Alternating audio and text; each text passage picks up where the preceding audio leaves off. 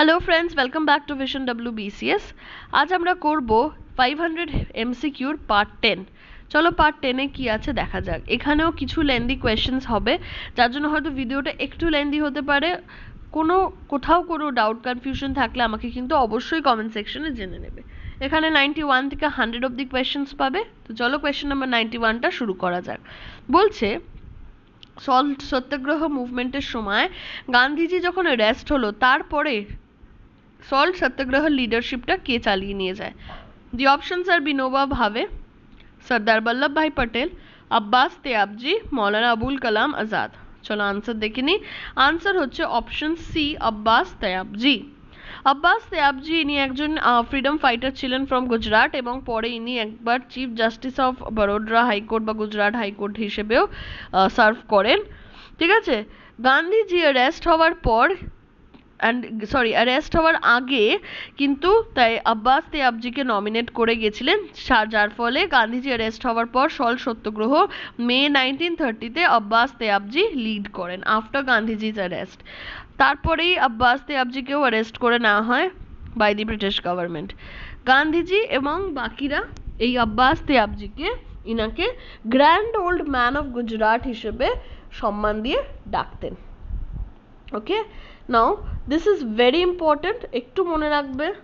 চলে যাবো পরের কোয়েশ্চেনে। একটু না, অনেকটাই মনে রাখতে হবে, because this things are actually important. বিশেষ করে এই grand old man of Gujarat কাকে বলা হতো। চলে যাবো পরের কোয়েশ্চেন নাম্বার 92-তে। বলছে, কংগ্রেসের কোন সেশনে পূর্ণ স্বরাজটাকে প্রধান উদ্দেশ্য হিসেবে মেনে নেওয়া হয়েছিল? দি অপশনস আর ক্যালকাটা, মাদ্রাস, নাগপুর, লাহোর। আনসার হবে লাহোর। দেখো, পূর্ণ স্বরাজ ডিক্লারেশন এটা লাহোর সেশনেই অ্যাডপ্ট করা হয়, এবং বলা হয় যে ইন্ডিপেন্ডেন্স দেওয়া হবে ভারতকে 26 জানুয়ারি 1930, এবং সেই জন্যই কিন্তু রিপাবলিক ডেটটা হচ্ছে 26 জানুয়ারি। লাস্টের দিকে চলে আসো, এইখানটা important. At midnight on the eve of new year, president Jawaharlal Nehru hosted a tricolour flag upon the bank of river Ravi in Lahore. বলছে লাহোরের রিভার রাভির ব্যাঙ্কে এই ট্রাইকালার ফ্ল্যাগ হোস্ট করেন as a symbol of swaraj. চলে আসো পরে question, who was the leader of Bardoli satyagraha? Bardoli satyagraha leader কে ছিলেন?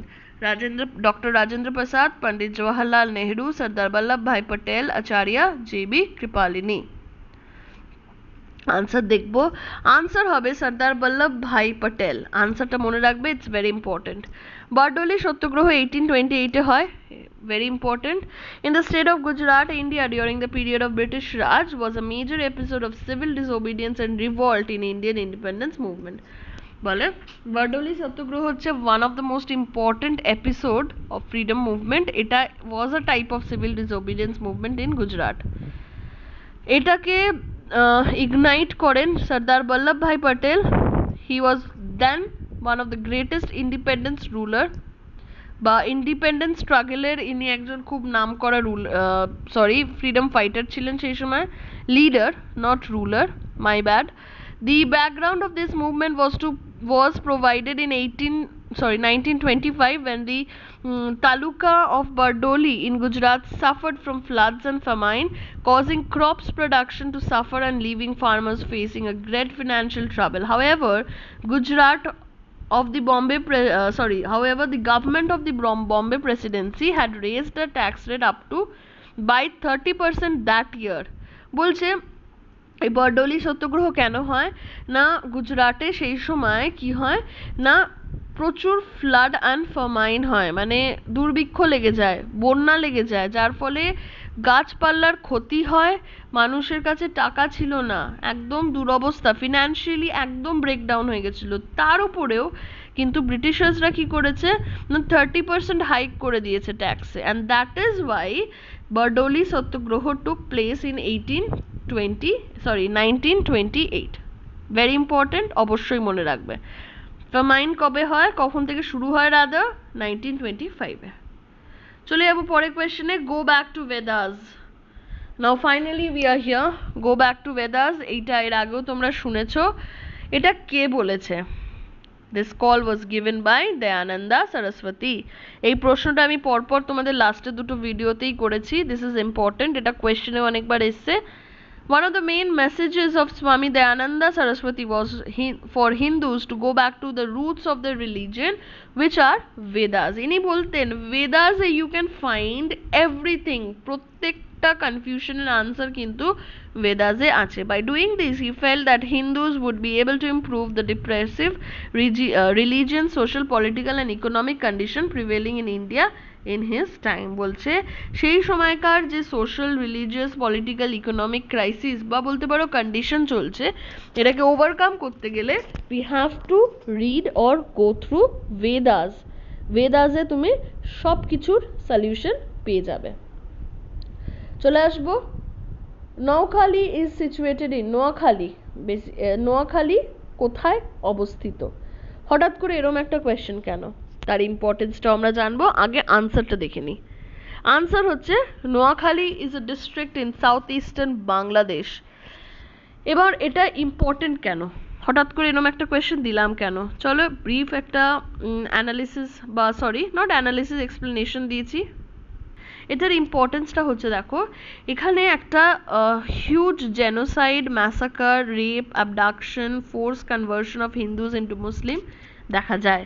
প্রচুর হিন্দু প্রপার্টি লুট করা হয় এবং এটা হয় কিন্তু ডিউরিং দ্য টাইম অফ এটা হয় কিন্তু জাস্ট বিফোর আওয়ার ইন্ডিপেন্ডেন্স, ঠিক এক বছর আগে। দেখো নভেম্বর অ্যান্ড অক্টোবর নভেম্বর 1946 এই ঘটনাটা ঘটে in Chittagong district, Chittagong division. Chittagong ডিভিশনের আন্ডারে পড়ছে নোয়াখালী, এই জায়গাটা এই জন্য ফেমাস।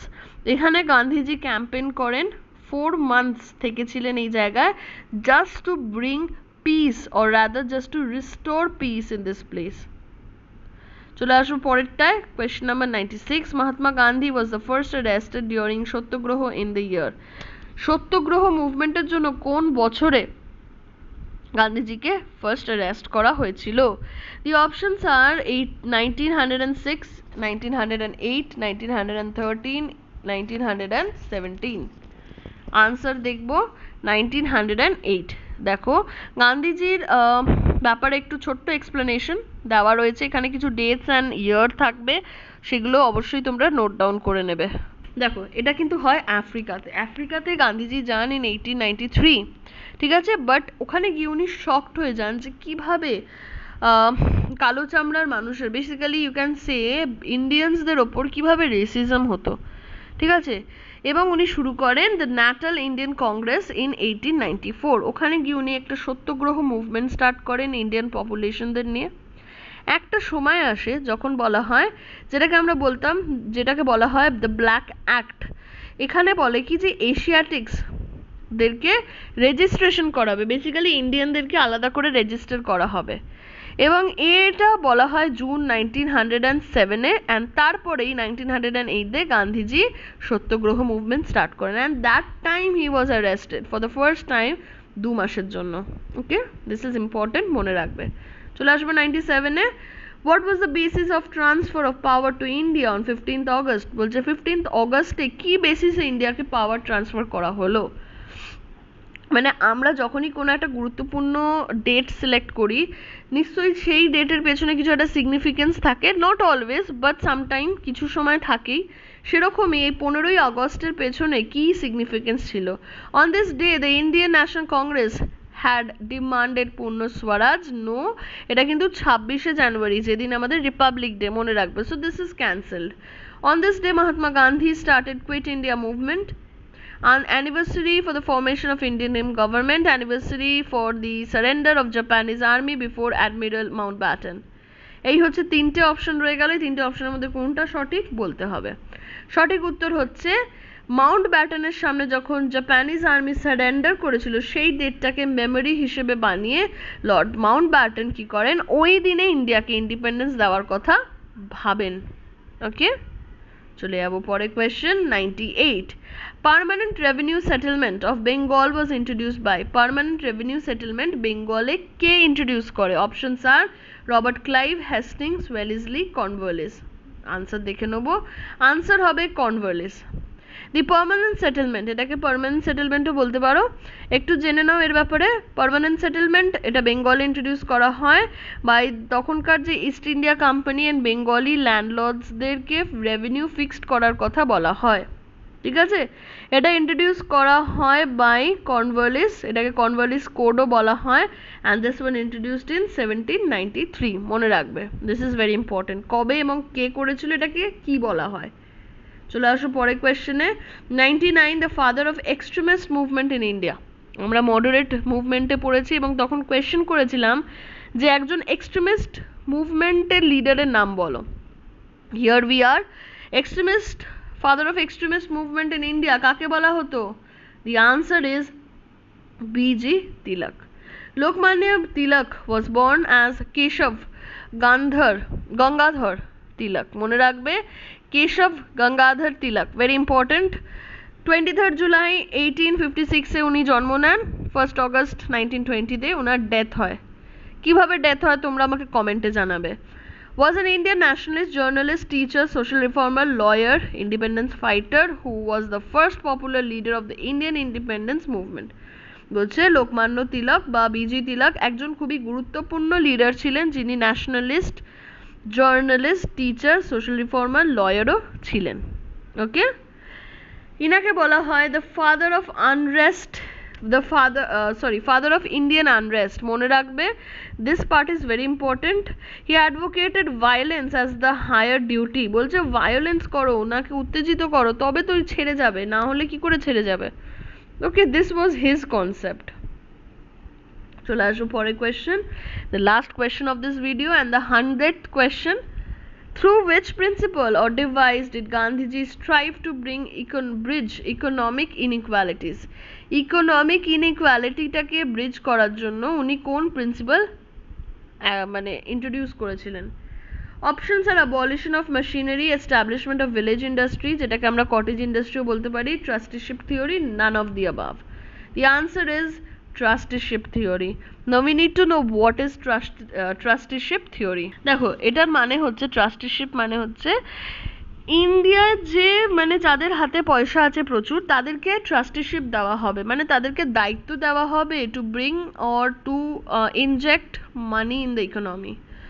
অনেকে বলতো যে এটা বড় লোকদেরকে আরো উঁচুতে পৌঁছে দেওয়ার জন্য এটা করা হয়েছে, বাট এটার কনসেপ্টটা ওয়াজ ডিফারেন্ট।